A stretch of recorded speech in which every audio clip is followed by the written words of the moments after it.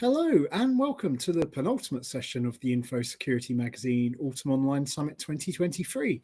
My name is James Coker, Deputy Editor at Security Magazine, and I'll be your moderator for this presentation session, which is entitled How to Recruit Successfully for Cybersecurity Roles, so a vital topic at the moment. Before I introduce you to our expert presenters, I just want to run through a few bits of housekeeping. You can submit any questions you have for our presenters using the Submit a Question button, and we'll do our best to answer it before the end of the webinar. We'll also be running one audience poll during this session, so please do send in your thoughts. No right or wrong answers, we're just interested to get your views. All of our sessions qualify our viewers for CPE and CPD credits based on the minimum attendance time. Please view the document in the resources tab on your screen for all information about CPE credits. And finally, do head to our sponsors section, which can also be found in the resources tab, to take a look at those who are supporting this event. So without further ado, I'm delighted to be joined by two great speakers for this topic, and I'm really looking forward to this presentation. So these are Jenai Marinkovic, who is Executive Director and CISO Advisory Board at the GRC for Intelligent Ecosystems Foundation, or GRACE, and Melissa Elza, who is co-founder of GRACE. So before I hand over to Jenai and Melissa, I'm just going to launch our audience poll question, which is, what is the biggest challenge your team or organization faces when recruiting for cybersecurity roles? So the options for this are A, lack of qualified applicants, B, communication challenges with working with HR and recruitment, C, outdated interview and assessment processes, D, not being able to offer higher enough salary or benefits, or E, other. So please do send in your thoughts. But with that, I'm going to hand straight over to Jenai and Melissa for the presentation. Over to you guys. Howdy. Thank you very much. We're super excited to be here and talk about a topic that is near and dear to our hearts. And, that's how we can improve the entire recruiting life cycle for people getting into the world of cybersecurity, or GRC. So just to open up a little bit about us, we are part of an organization called GRACE, which is GRC for Intelligent Ecosystems, and we are an award-winning nonprofit, and we specialize in training people from socioeconomically disadvantaged communities into the world of cybersecurity and GRC. And what we have, there's a lot of special sauce to what we do, but one of the things that I think delineates or differentiates us from others is that the entire 7-month academy is delivered in metaverse. It's delivered in virtual reality. And part of that is so that we improve our knowledge retention so that we can get people ultimately fit for purpose day one in their roles, and ultimately help take workload off of their manager's plate and be productive as quickly as they start working for the organization. We've got a couple of different programs that we train. One is for GRC security analysts, and we are actually getting ready in this March to launch our first ever junior cloud security engineering cohort, which will also be delivered through VR.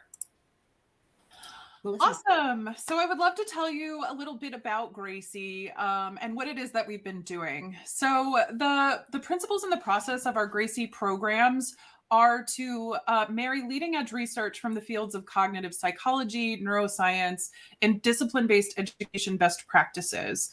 This, along with competitive analysis and benchmarking, inform how we design our learning experiences. The learning theory that we aspire to implement within our learning design is the theory of constructivism, which basically means that learners are not blank slates that you passively shove information into, but that learners come to the table with their own ideas, their own experiences, values, and beliefs. And these are known as mental models. So learning is the process of adjusting these mental models to accommodate new information and experiences. And learners do this by asking questions, discussing, exploring, setting goals, and assessing progress. We actively engage our students with workshops, labs, assignments, and we assign them to teams on day one. So they're not only actively practicing their technical skills, they're also having to practice their human skills. We teach our classes remotely, as Jenai said, in VR, and we definitely intend to keep doing so. We've had incredible success in doing that. At its core, our program believes that training to become a CISO starts at the beginning of your career. So we've devised this framework based on 4 knowledge pillars that run across a continuous and iterative learning process called design thinking. So by employing this framework, we're able to deliver cutting-edge learning to our students. Just to give you an idea of what these all mean, I'll give you some of the skills that we focus on in each of these categories. And while this certainly isn't an exhaustive list, you can get the idea. So skills that fall into the human pillar are things like business acumen, problem solving, analytical and critical thinking, verbal and written communication, handling conflict, working within high performance teams, and of course, things like personal branding. Skills that we focus on in the design pillar are things like user experience, storytelling, design thinking, data visualization, presentation skills. Skills that we focus on in the GRC pillar. So we teach them privacy legislation like GDPR, CCPA, COPA. We teach them frameworks like NIST CSF, ISO 27001 and 27002, SOC 2. We teach them how they would audit against these frameworks and how they might implement them. We teach them how to do business impact analysis. We teach them about business continuity, applying security controls and risk. And then skills that we focus on in the science and technology pillar are things like cloud security, artificial intelligence fundamentals, working in the metaverse, machine learning fundamentals, auditing algorithms and AI systems, cybersecurity and GRC, and extended reality systems. So we leverage design thinking principles to rapidly study, learn, and apply and iterate our learnings in real time. And this looks a little bit different with each cohort that we do. So for example, in our most recent cohort, while we were learning business impact analysis, the class took a little bit longer than we anticipated when we built the curriculum for them. So we added a few classes to make sure that they understood. In our first cohort, we had 8 designers from a design agency offer to teach design for month-long design classes. And we had a PhD, a professor from the University of Houston, offer to teach AI classes. A CEO for a privacy startup offered to teach privacy legislation. And as we continue adding cohorts in our different communities, experts in those communities come in and teach. So it's been an incredible experience. The students then apply these skills that they learn in the next CISO Academy with the senior project. And this culminates in a presentation given in VR to a panel of CISOs, COOs, CEOs, and other executives. And these executives then give feedback to the students on their presentations. Okay, so let's switch gears a little bit and talk about the current state of recruiting. So we all know that there's this talent scarcity and this increasing demand. So there's a significant gap between the supply and demand of cybersecurity professionals. Despite various pathway programs into cybersecurity, the industry continues to face a shortage of skilled candidates. There's a notable increase in demand and not enough talent pipeline initiatives. And this shortage is exacerbated by trends such as return to office mandates, economic uncertainty, and shifts in benefits and compensation. So there are challenges in recruitment and retention. The industry faces issues with gatekeeping and problematic job descriptions. This hinders recruitment of entry-level positions. In addition, factors like employee burnout and economic uncertainty contribute to retention challenges, with over half of organizations struggling to retain talent. A significant percentage of organizations have unfilled cybersecurity positions, with non-entry-level vacancies outnumbering by a lot entry-level ones. And filling these roles is challenging, with most organizations taking at least 3 months to fill these positions. And the current economic environment, including the potential for a recession and all of these tech industry layoffs, is creating both challenges and opportunities within the cybersecurity labor market, which I'll talk a little bit more about in the next slide. So let's chat about some of the key learnings from ISC Squared and ISACA. So there's a misalignment of industry perception and reality.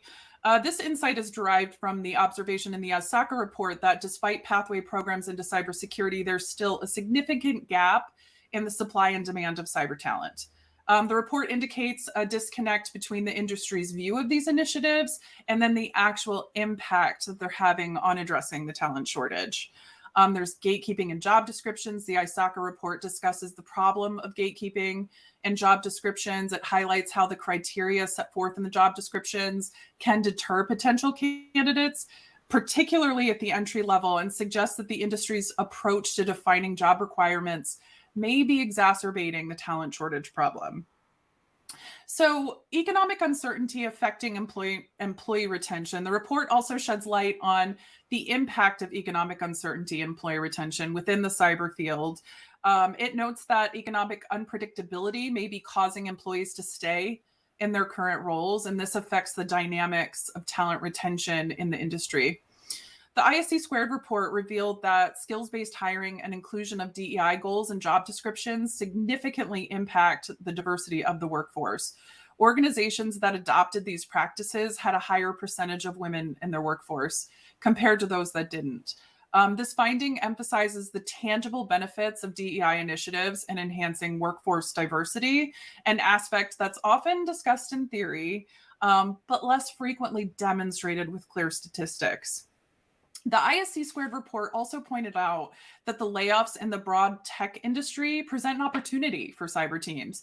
There's this influx of technically skilled professionals in the job market, and that can be a valuable resource for cybersecurity roles, including a silver lining in an otherwise negative economic trend. So burnout amongst existing cybersecurity staff can obviously have several downstream impacts, especially with junior personnel. So you have increased turnover rates. Burnout often leads to higher turnover rates because experienced professionals leave the industry to seek less demanding roles, or they leave it altogether. And this burnout can create more openings at the junior level. It also means that these new hires are often entering a very stressful environment. They have a loss of their mentorship and their training opportunities. Senior staff experience burnout are less likely to have the time or energy to mentor. And then this lack of guidance can slow the development, and it can make it harder for them to advance and contribute effectively. We have a shifting hiring focus. Organizations dealing with high levels of burnout might prioritize hiring more experienced staff who can hit the ground running, rather than investing in training and development of junior personnel.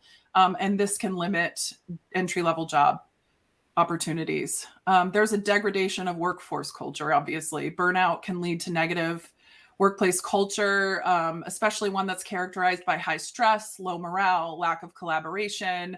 This environment can be particularly challenging for junior staff who are new to the field and lack that experience navigating these challenges.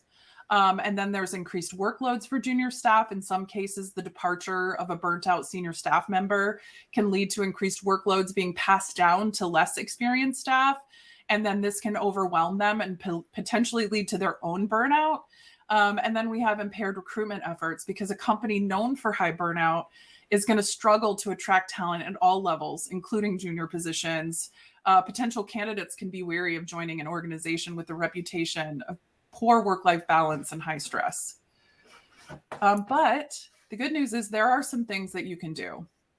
So obviously develop a strong employer brand. An employer brand that emphasizes a positive work culture, opportunities for growth, a commitment to employee well-being will attract talent.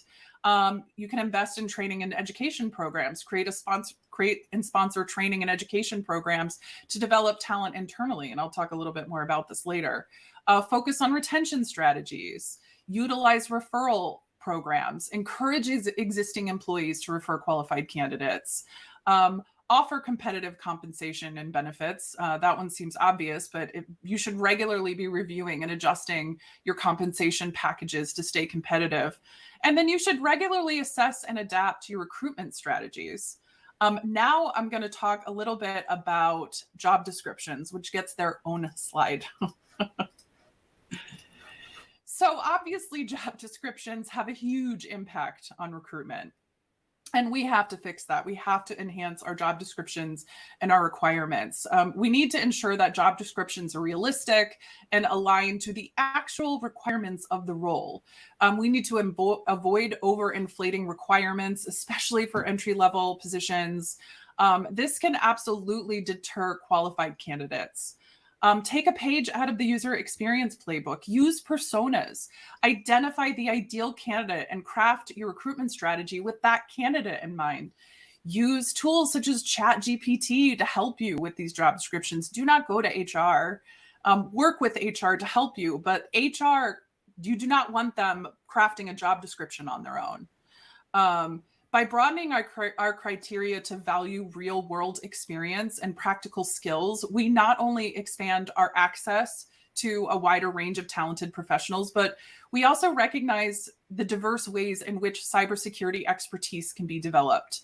So this shift acknowledges that valuable skills and innovative problem-solving abilities can be acquired outside of formal education settings and enable us to tap into a wealth of talent that can drive our cybersecurity efforts forward. And then implement inclusive hiring practices. Foster diversity and inclusion in your hiring practices. This includes removing bias in your job postings and having diverse hiring panels and ensuring an equitable interview process.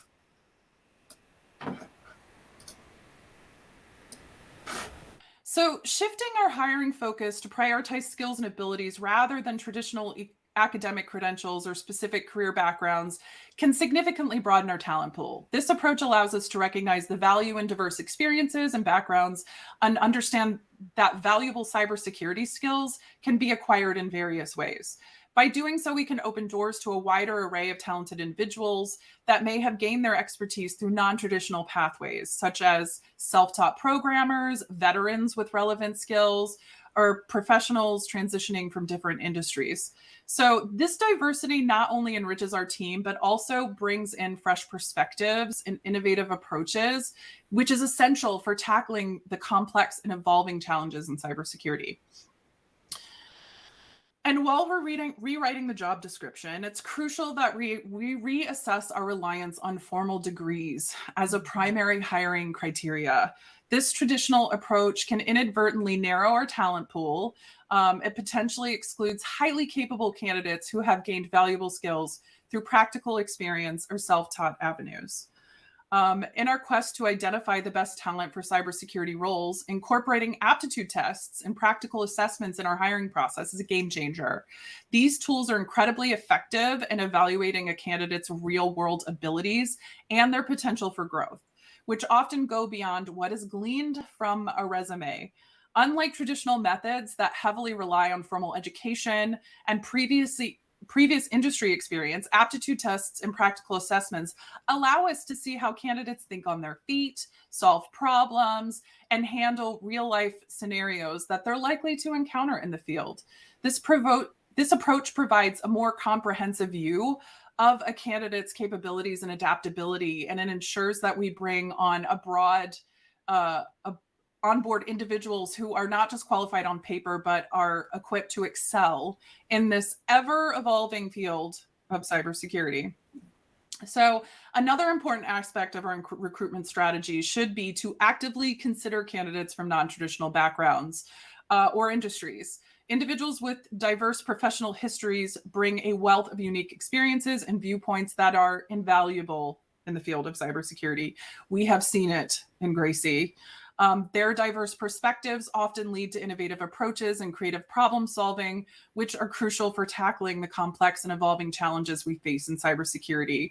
By embracing candidates who might not have a conventional cybersecurity background, but possess transferable skills and a fresh way of thinking, we elevate our team's intellectual diversity. This approach not only strengthens our problem-solving capabilities, but it also fosters an environment of continuous learning and adaptation, which is vital in staying ahead in this rapidly changing landscape.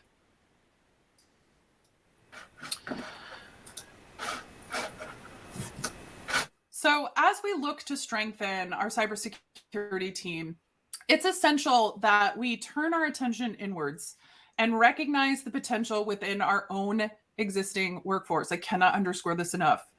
Are current employees familiar with our organization's culture, our processes, our teams can be invaluable and often overlooked. Many of them might possess the innate aptitude and foundational skills suitable for cybersecurity roles. Identifying and nurturing this internal talent not only maximizes our existing resources, but it also contributes to a more cohesive and efficient work environment. By investing in our own employees and offering them pathways to transition into cybersecurity, we foster a culture of growth and loyalty, while effectively building a robust and dedicated cybersecurity team from within. And let's also talk about how that improves immensely your employer brand. So when we identify employees within our organization who show potential, the next crucial step, obviously, is to provide them with targeted training programs. So the effectiveness of these tailored training initiatives cannot be overstated. By designing training that specifically addresses the skills gaps between their current role and their future role in cybersecurity, we can ensure a smoother and more efficient transition for these employees.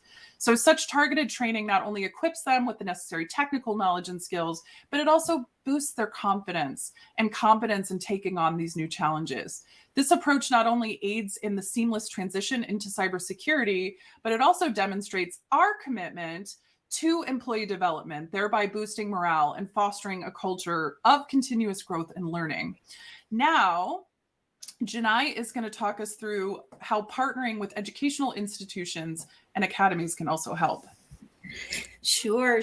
There's just a couple more slides that we would like to talk to today. And one is, as Melissa discussed, and that's, some of the things that we can do in terms of broadening our network. So everything from partnering with universities, community colleges, a lot of the cybersecurity academies, such as Gracie or local boot camps, are great ways that you're able to do a couple of things. One is look for new talent, but also the second is volunteer.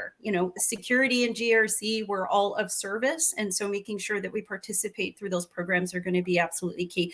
Looking at internship programs, guest lectures, curriculum development ultimately allows us to build this pipeline of talent into our local communities. And there's another opportunity that if you can't open up a full-time rec for a junior, oftentimes you can bring in a junior contractor or junior consultant so that they have the opportunity to get the hands-on experience and then potentially pivot into a full-time position that way. But what we also want to do is say that when you're changing up your model, your recruiting model, and you're looking at bringing in people that aren't 100% fit for purpose day one for that position, then you need to make sure that you have the appropriate learning programs inside your organization. And you can actually use emergent tech to be able to do this. And we do this pretty often, and that's we leverage large language models as learning assistants so that we can embed the use of LLMs as part of their learning journey. So if I have to understand this specific control, I am taught through prompt engineering how to interface with the LLM to ask the appropriate questions. And if you train your organization as to how to use this so that learning is built into their day-to-day work, you can actually start to get people fit for purpose a lot faster than we had in the past. Yeah. And so we really want to thank everybody for giving us the opportunity to talk about the industry, talk about our program, talk about all of the things that we think that ultimately, if we together participate in doing, we can start getting more people into the industry and help us deal with the problems and the challenges that we all face as we move into the upcoming new era. Thank you. Yeah, it's a lovely way to end the presentation. And thank you so much, Jenna and Melissa, for that. It was really fascinating to hear firstly, the impact of issues that burnout can actually have on the hiring process as well, and some brilliant tips and a lot of different ways to boost recruitment in this area, which is obviously essential for helping to overcome the cyber skills gap that we're seeing. So I just wanted to review the responses to our audience poll question, which as a reminder was, what is the biggest challenge your team or organization faces in recruiting for cybersecurity roles?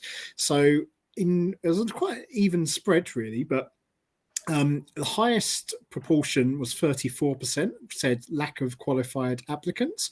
This was followed by not being able to offer high enough salary or benefits at 24%. This was followed by communication challenges with working with HR and recruitment at 20%, and outdated interview and assessment process 13%, and 6% other. So I just wanted to ask both of you your kind of thoughts were on those results, and the fact that lack of qualified applicants was number one. Does that really show what was mentioned in the presentation, really, that organizations do need to think outside of the box in terms of the type of people and experiences that they're recruiting for in this field? 100%. Especially when you're talking about going into GRC, there's so many. We've seen people from HR, people from finance that are incredible at GRC and catch on to the job potentially faster than somebody who might have had or been a GRC analyst. Like, tapping into those innate skills is such a big deal, and not just relying on somebody who has done the job. Obviously that gets a little bit tougher when you get into the more technical jobs, and I understand that, but we definitely need to broaden who we consider. Janai? Oh, yeah, I could not agree more. When we start to look at the fact that you have a scarcity of resources and you're just basically reassigning chairs on the deck, that's not sustainable. And so you're going to have to change the narrative and change the way that we bring people on board. I'd also say that we're in the era of artificially intelligent systems. These systems learn by our presence. And if you don't bring in people that have very diverse ways of thinking with diverse experiences and diverse cultures and so forth, then the models learn that, so there's, and I'll end on this one. Attackers are diverse by design. They work together as teams. We are moving into a world that has this interconnection between the physical and the digital and the biological world. The types of attacks that we're going to see are very different. You need people who haven't experienced the 20, 30 years of groupthink that we've had in the past. And the only way to do that is to start bringing in people who weren't born and raised in this industry.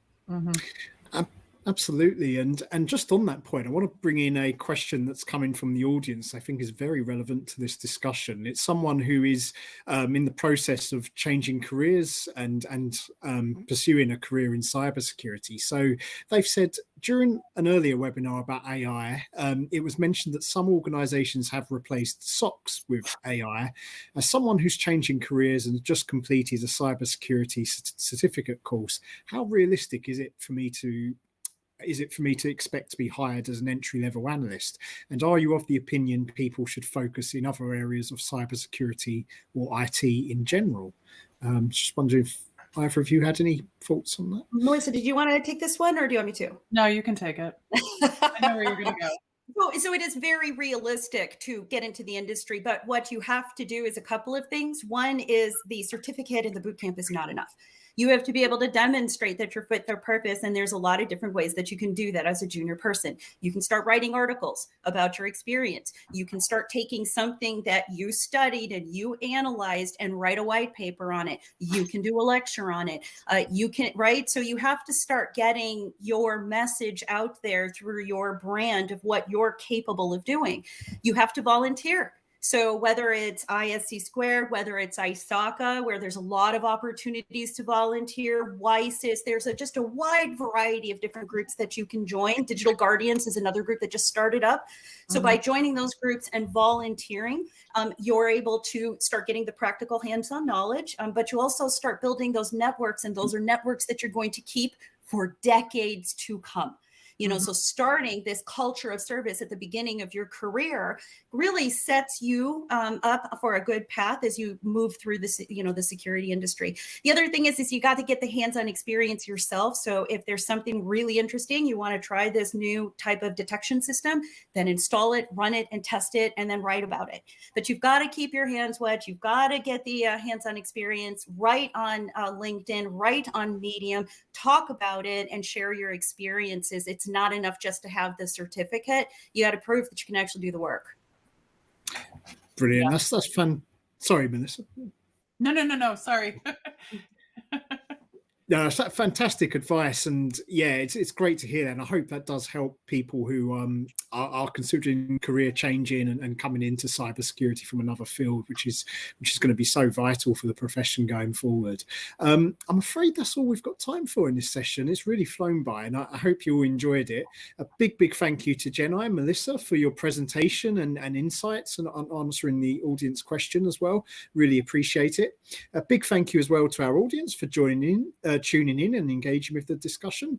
We've only got one more session of our online summit left, and it's definitely one to tune in for, which is entitled Future Trends Cybersecurity in 2024 and Beyond. So this will be starting at 4:45 Eastern time, so 15 minutes time. So please do tune in for that. But thanks again for tuning in, and this session is now ending. Thank you. Thank you. Bye.